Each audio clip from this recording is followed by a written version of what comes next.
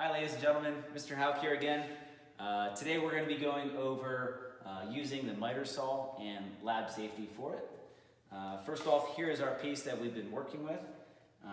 It's a kind of goofy piece. We have some defects that we want to get rid of. For example, there's a knot here on the end, and also there's quite a large knot here. So we're just going to trim this up and make sure both ends are square. I have a mark here where that first knot is.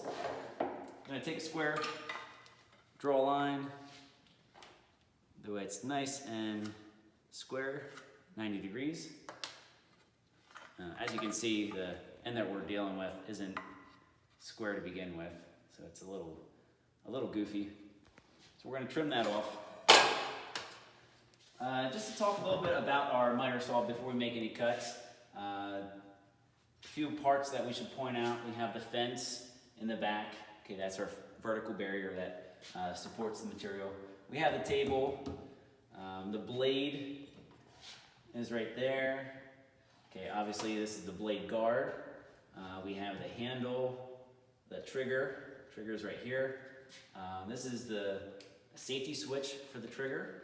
So I have to actually push that in to be able to pull the trigger. I have a pedal switch down here. So the machine will not turn on unless I have that pushed down. For the most part, that's the basics of using the miter saw. Oh, we also have a screw clamp that we will be using to hold down our material. So some things that we could do with the miter saw before we go ahead and cut our 90-degree piece is we can actually cut miters. The reason why it's called a miter saw is we can cut different angles. There would be a 45-degree miter. If we were putting together like a picture frame, we would obviously have to do that 4 more times to make a square or a rectangle. So pretty handy tool. Right now we have it set to 0, but if I wanted to change the angle, I could just loosen up this knob and adjust the table. So if I'm doing a 45-degree miter, something like this, okay, I could trim it and cut it at 45 degrees again. But we're just going to focus on cutting it at 90 degrees. So we'll go back to 0, tighten that up. We'll take our piece of wood. We already have this end drawn out, so we're going to set it, loosen that up. Set it against the fence. It is really, really important that when we place our material against the fence that it is fully against. We don't want to have any gaps. If I have any kind of a gap, whether it be a couple inches or even just a little bit, like maybe 1/4 of an inch, that's still going to allow the piece to move while the blade is spinning. The blade is rotating this way, so it will pull the material back against the fence. So we want it tight all the time. First thing, I'm going to take my hand, put it on top of the handle. I'm going to lower the saw. I don't need to pull it out. I'm just going to lower it. And I want to match it up with our pencil line.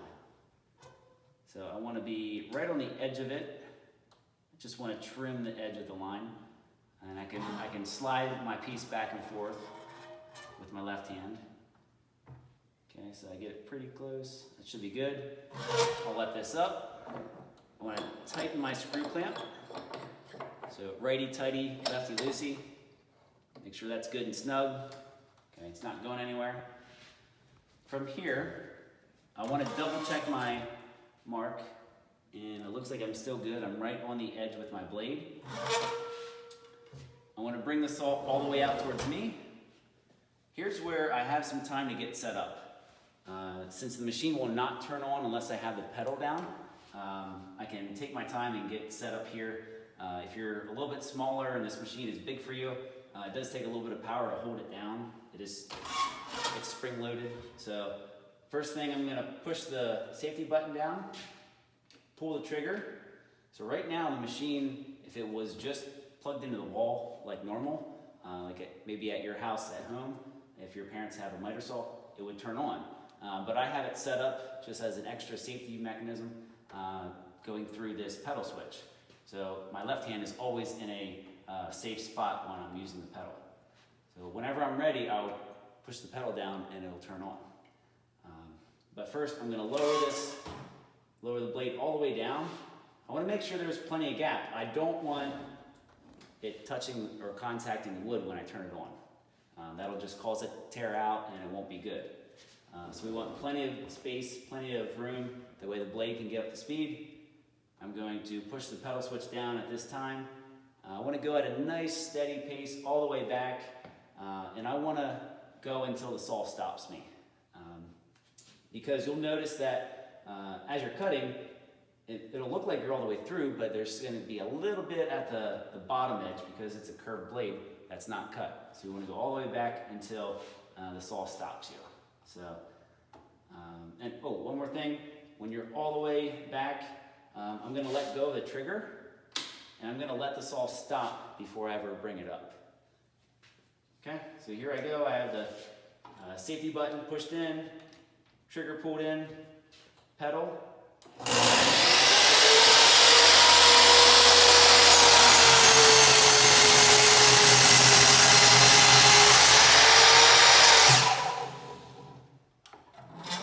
And that's it. I can go ahead and unscrew my clamp, take my scrap piece out. I'll check to make sure that my piece is 90 degrees. It looks perfect. Check both ways. It looks good. And now we're going to cut the other side. I'll use my tape measure, and we're just going to cut to see whatever length we can get out of this. It looks like that knot has a little bit of a crack in it, so as long as I stay on this side of that line. So we'll just cut this to 13 inches. I'm going to make a nice perpendicular line going across. So we have a nice reference line. Same thing, we want our part tight against the fence. I'm going to lower it with my hand off the trigger. We always want to stay away from the trigger until we're ready to use the machine and turn it on. So I'm going to lower it. Match it up with the edge of the blade, pencil line with the blade. Looks good. Tighten my clamp down. And we'll check one more time. Yep, still looks good. I'm going to bring the saw all the way out, all the way down. Safety button, trigger, and now I'm ready to use the pedal.